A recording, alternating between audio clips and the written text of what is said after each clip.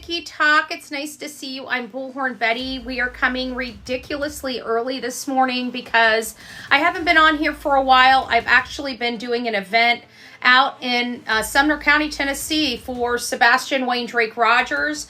We have two cases going on that, believe it or not, even though they're thousands of miles away, one's a missing teenager, one's a missing elderly grandma, they do have some things in common. Incompetence in each investigation.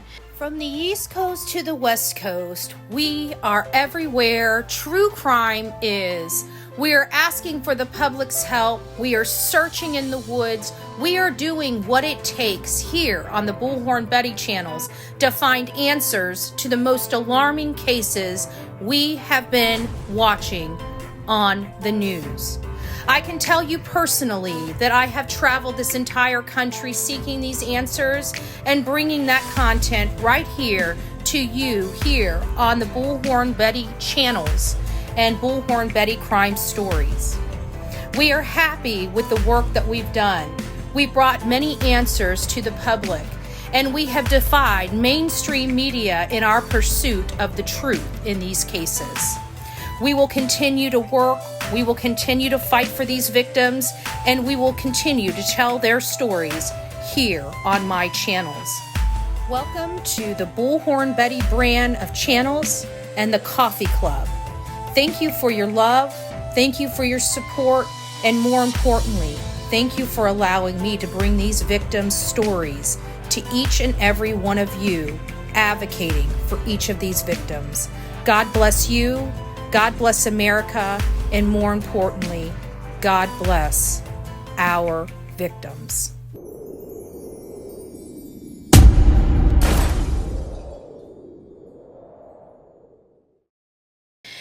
So we're going to be breaking down the case because the main question we have right now is, will we ever know what happened? Will we ever know what happened to Miss Nancy Guthrie? Nancy Guthrie is an 84-year-old grandmother that disappeared, ripped out of her bed in the middle of the night from her Catalina Foothill home on the outskirts of Tucson, Arizona in Pima County.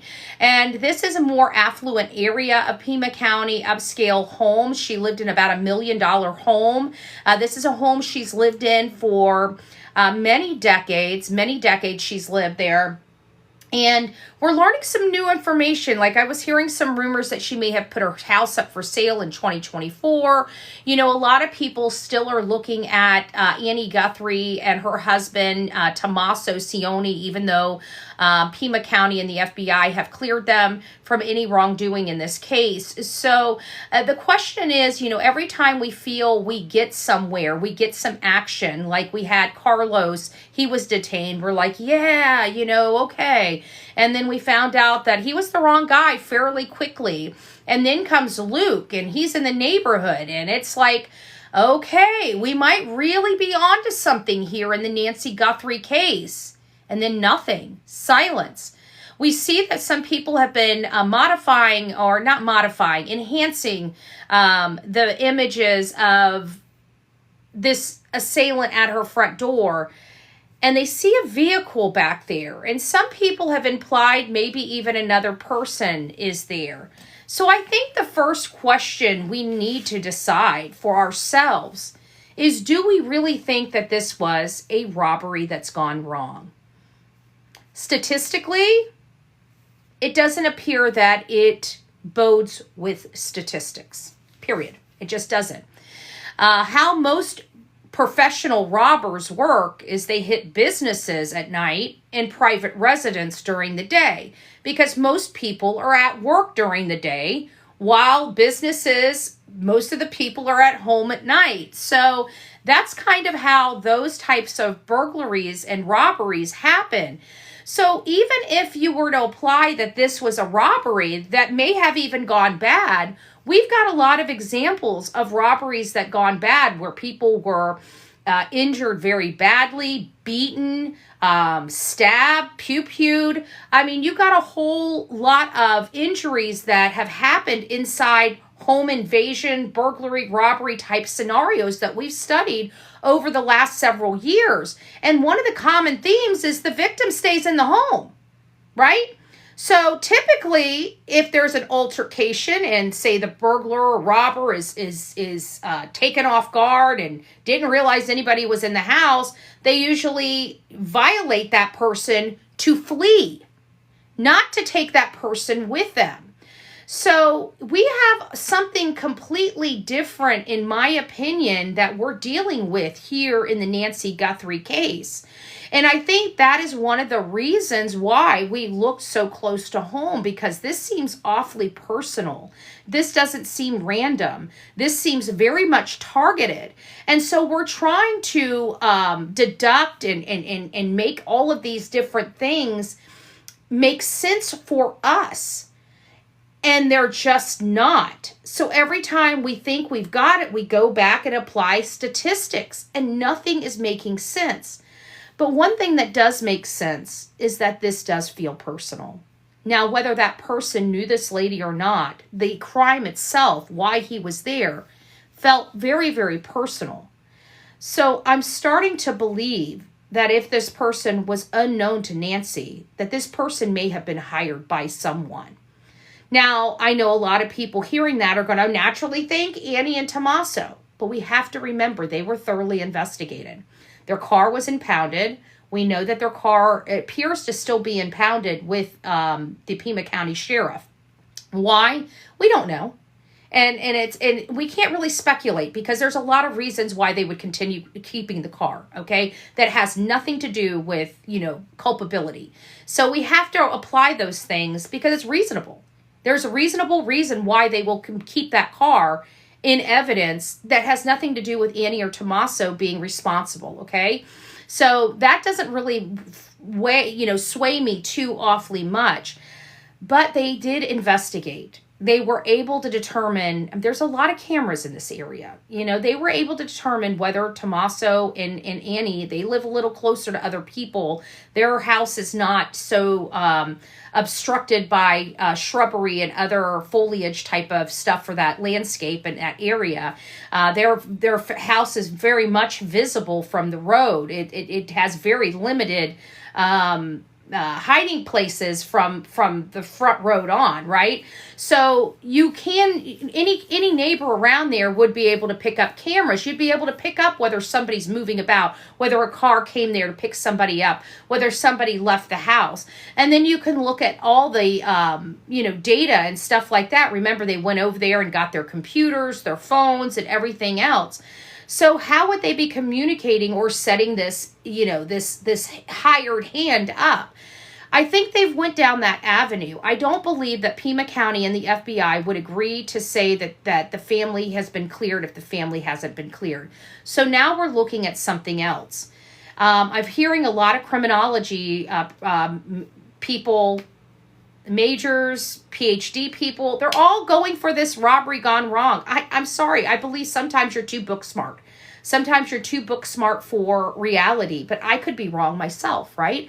And this might be exactly what they said, a robbery gone wrong, and the person freaked out and thought, oh my God, if I leave her here, I'm going to be caught. And it's like, well, loading a bloody person up in a vehicle seems really, really a lot more tying to a person, having those biological stuff in a vehicle owned by that person seems to be defeating the purpose of why they're taking this person out of the house. So it really keeps coming back. It's an inside job. I don't believe the sister and the husband. I believe it's an inside job, but I do not believe it's the sister or the husband. I don't. And the reason why is because I don't believe the FBI is going to agree to have the family cleared if they're not cleared. I'm sorry, the FBI just doesn't play like that. And they would have never allowed Pima County to say it without it. So at the end of the day, I've dismissed that until more information or evidence comes up. There's no evidence that says this. And quite frankly, I think everybody's going toward him because it's easy. He's an easy target, right? He's the last person that's seen it. But we're dealing with something we've never seen before. Otherwise, we would have some ideas here, folks. So if it's not the path of least resistance, okay, let's face it, Tommaso is the path of least resistance. Tommaso's the easy target. Tommaso's the easy suspect. Okay, this is far beyond the easy. I feel like it was I do feel like it's an inside job, but you guys got the wrong person. Okay? We need to start expanding our brain cells and stop looking at just Tommaso and Annie. It is an inside job. I'm agreeing with you. But this looking at two people that have been cleared by the FBI and the sheriff is starting to make me hit my head against a hard surface. It's not them. So who is it? We need to start looking at the inside job. I do believe it's an inside job. I believe we have the wrong person. And every time I come here, oh, hey, Crime Stories Obsessed, it's nice to see you. And every time I come here for help and an expansion of that, everybody wants to go back to Annie and Tommaso. Take them out of the equation. Okay? We agree it's an inside job. They've been cleared. They've got to go out of the equation. We've got to start focusing on other people that have benefit to this lady, that make this the inside job. And if we keep hitting Annie and Tommaso, we're going to keep circling, okay? It's not them. Okay? I don't know what to tell you folks. It's not them, okay? It is an inside job. I feel that. But we've got to get away from Annie and Tommaso, because it's literally handicapping the entire true crime community, okay? We're not even looking past them. This is ridiculous. It is an inside job. We feel that there is a connection, and this is ultra personal. We've already been provided the biggest lead possible. The family's not involved. The immediate family, the siblings and their spouses are not involved. They didn't say no families involved. They said those 6 are not involved. So we do have it. What I feel is an inside job. We do have those elements to it, but I am at this point unwilling to entertain Annie and Tommaso, because we've entertained them since the beginning of this case. It's time to move on, because this case is not going to be solved if we keep going to people that have been cleared. So I think we need to start thinking outside the box, just my personal opinion. And we need to start thinking about who would have this appearance of connection, like this being personal, but not be the immediate family. We need to start looking at cousins and cousins. Like, who's Nancy's sister? Where's that side of the family? What about her husband that passed away? Where's that side of the family? You know what I'm saying? So that's where I'm at, is that side of the family and this side of the family. And I'm sorry you feel it's a distraction. This woman was ripped out of her bed in the middle of the night. I don't think this is a distraction. I really don't. And you know what? If it was your grandmother and somebody was up here saying, oh, it's just a distraction, how you would feel. This is a real 84-year-old woman that's most likely dead. Our hearts should be going out to the Guthrie family, no matter how we feel. Okay, this is a human being, and at the end of the day, no matter where we come from, humanity should come first. Humanity should always come first, over and above our opinions, over and above our everything. They should always come first. We should always put ourselves in mankind above everything else. And sometimes I feel like people's anger for where we are in our country really screws up people's thought process. And I just don't like hearing that, because no, I do not feel like this is a distraction. I've been doing this for a very long time, and this case saddens me. This case is horrible. And to think that Savannah has this life that many of us have idolized, over the years, about, she's sweet, she's got this great job, she's got this great husband, and then we see no matter how much money she has and all of this stuff, it doesn't change the fact that crime and pain and real sorrow can hit a family no matter where they come from. It brings her down, back to where we see her as a human person instead of this idol. I don't idolize people. When I was younger, I didn't realize what idolizing was. When I got older, I realized how dangerous it is, right? I realized how dangerous it is. So that's where we are at in this case. And I know people think it's funny and they're throwing jokes out here, and it's just sad. When things happen to you and you get angry and you wonder why God is so mad at you, maybe you should look at your karma and what you're putting out to the universe. Just saying, because it makes you look ugly. It really does. Anyways, getting back to this lady was pulled out of her bed, and it does feel ultra personal, and we need to find out why does it feel this way. Now, we got the siblings and their spouses cleared. So if it feels personal, we need to go to What would make this feel personal? Does it feel personal like family, or does it feel personal like business? To me, it kind of feels personal like family. And I think that's why we're all going after the, in my opinion, the low-hanging fruit. Obviously, if it was Tommaso, this case would have already been solved. That's the way I'm looking at it. He was the last person to see his mother-in-law. But we can agree that up until we saw the masked intruder, the gun-toting intruder, right? Up until that point, we could have used Tommaso as the bad guy, as the monster. But once we seen the real monster, we knew it wasn't Tommaso. And then we tried to grasp at straws and point to every other person Tommaso was around, right? To try to connect him to this case. And at the end of the day, it feels personal. It feels really personal, but it's not them. So we've got to start broadening our horizons. In my opinion, do what you want. If you want to keep clubbing Tommaso over the head, keep clubbing him over the head. But I can tell you it's not advancing the case. And social media, we should be throwing a lot of stuff out, not just the same name over and over and over and over and over again. Did she pass away, Tinkerballs? It's, to be honest with you, I don't see where she'd be surviving at this point. I don't think anybody believes she could survive at this point.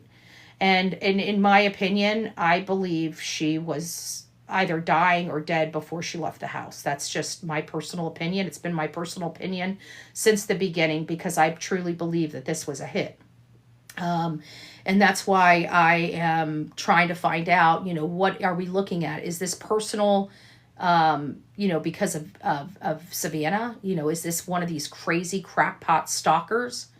We still, guys, believe it or not, I know it sounds so far-fetched, but you have no idea because you're not on this side of the screen. I have been stalked. I have personally been stalked. It is a scary situation. I knew I was being stalked.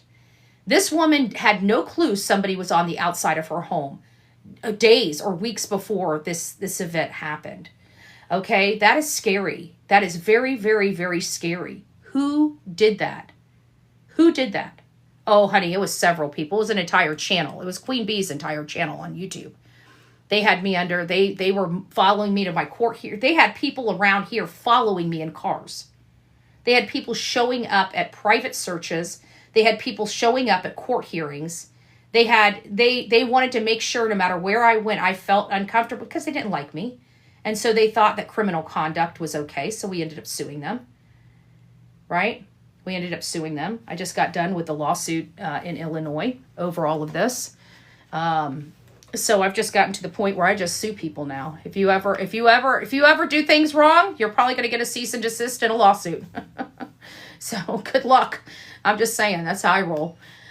But yeah, it was scary for me. And, constantly worrying about my, my whether I was going to be okay or my property. They were also sending people out to check out, like showing where I was at when I was at hotels and stuff. What would you be doing that for? So people could screw with my vehicle. So they were doing all of this stuff to make me in fear, to literally put me in fear. This lady right here had no idea she was in fear. She had no idea she was being stalked. She had no idea somebody was on the outside of her house. And that's the most scary. It's just like the Idaho 4 in part, right? Because let's face it, we felt like the Idaho 4, somebody was stalked. Somebody was stalked. Lawsuits are costly and court is a mistake. No, it's not. It was very costly, but it was worth every penny for me. I will tell you. And every time I sue somebody, it's worth every penny. I don't take lawsuits lightly. So if you get a cease and desist, I would tread lightly, because that means I am going to. And I do pro se to save a lot of money. I do pro se in some cases. Like the stuff going on in Tennessee, I've got an attorney for. The stuff going on in Pennsylvania, I got an attorney for. The stuff I did with Queen Bee up in Illinois, I handled myself. Because if anybody was going to depose her, it was going to be me. Just saying. Just saying. That's pretty bad. You want to send people to stalk somebody and they're about to sit you down in front of a court reporter and put you under oath. That's pretty shocking, right? That's pretty shocking. So just tread lightly. I don't play. I don't play with my business, and I don't play with me personally. You guys can have your opinions and stuff like that, but that's just how we roll over here. So anyways, what does it say? It says, if you're losing money, that sucks. Well, they were trying to. I mean, it was causing problems for the business. Absolutely. Everything came out on burnt toast. Yes, it did. Yes, it did. And she lost her channel because of it. Everything I was saying for years, all they were doing is bullying. People over here know the story. All they were doing is bullying people. And I see they're bullying other people. You know, at the end of the day, I can tell you nobody wants to bully me because you'll be in court. You'll be in court. And I've got all the templates now, you know. So I'll file a federal case and just go and find out who you are. Because once you file a federal case, YouTube can't say we're hiding this person's name. TikTok can't say we're hiding this person's name. They have to provide that name, or I can get a court order and force them to provide that name and all your information. You cannot be secret when you're being sued. Just saying. So, and everybody wants to come on here and make money. So YouTube, TikTok, everybody has your personal information.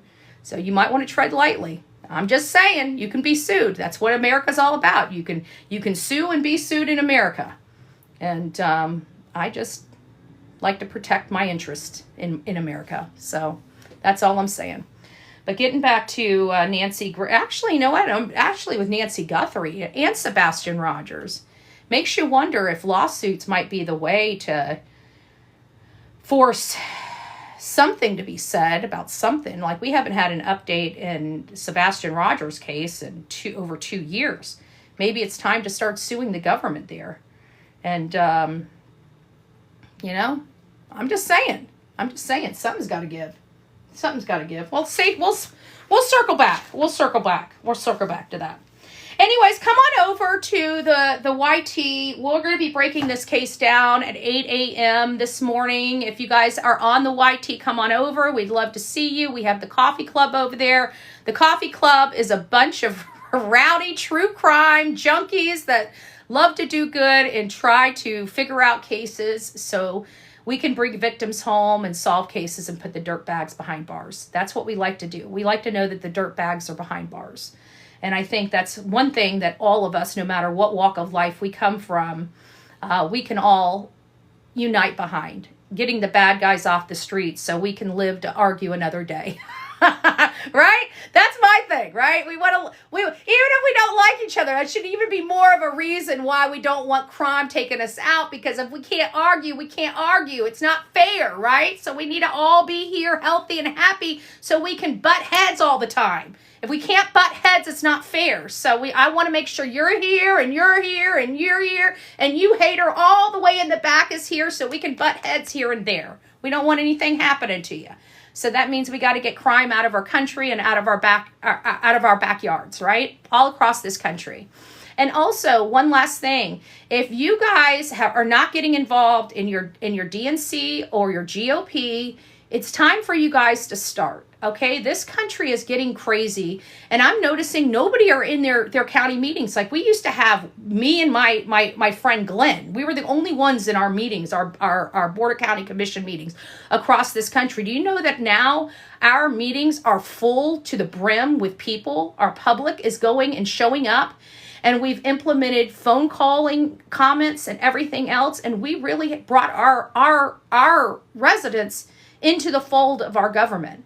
And I really hope that you guys start pushing that out in your communities and start bringing yourselves to the table, because you are a stakeholder in your community and you have rights to make decisions there. It's not the politicians making decisions. It's politicians making the decisions because the public is failing to show up to those meetings.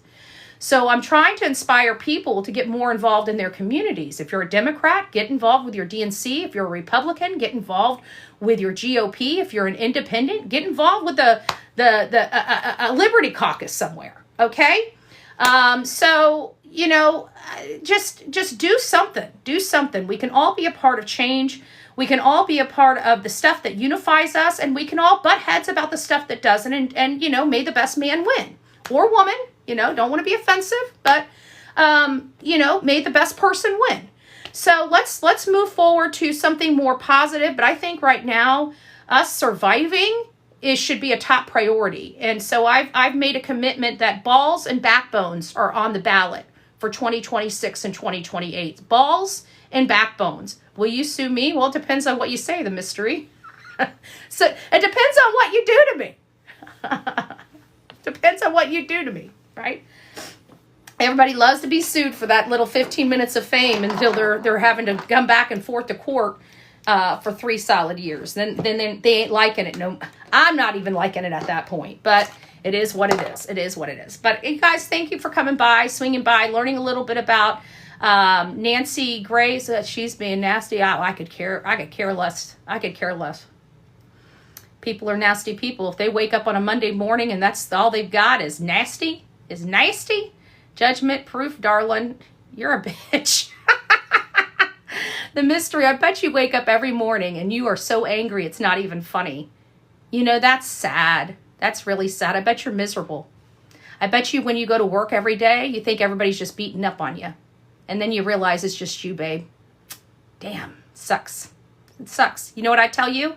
Get a little more God in your life. It'll change everything. Pour yourself into something positive instead of being such a nasty person. It'll change your life.